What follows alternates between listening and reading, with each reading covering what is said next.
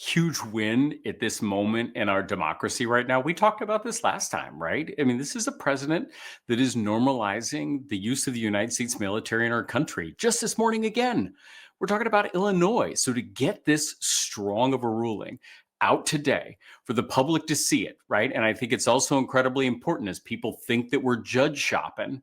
This is a judge, one of those typical lefty liberal judges appointed by President Donald Trump, right? So hopefully this will kind of serve as a message to folks. Hey, the rule of law still stands in this country. And when you want to use the military and you want to put them on our streets, Congress put some standards out and you better follow them. I mean, that's what our courts are for, right? Presidents don't get to just shoot from the gut. You got to have real facts. Presidents just don't get to tweet things on Truth Social, his own made up Truth Social, and just pretend that they're facts, right? When you want to do the things you want to do as president, you got to have real facts for them. And if you don't, you got to be able to prove yourself in a court of law. And that's where we'll have the real conversation of what was going on the ground.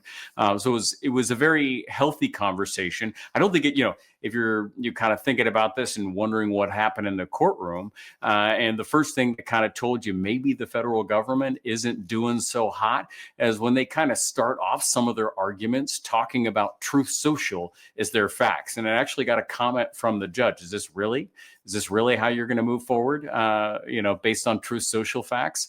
So it's a bizarre place that we have a president doing that, but an incredibly amazing ruling where a judge says, no, you got to come in here and you got to articulate why you're meeting those statutory requirements set forth by Congress if you want to federalize the National Guard. My favorite sentence, first paragraph, was wonderful. Whether we choose to follow what the Constitution mandates with respect to these relationships goes to the heart of what it means to live under the rule of law in the United States.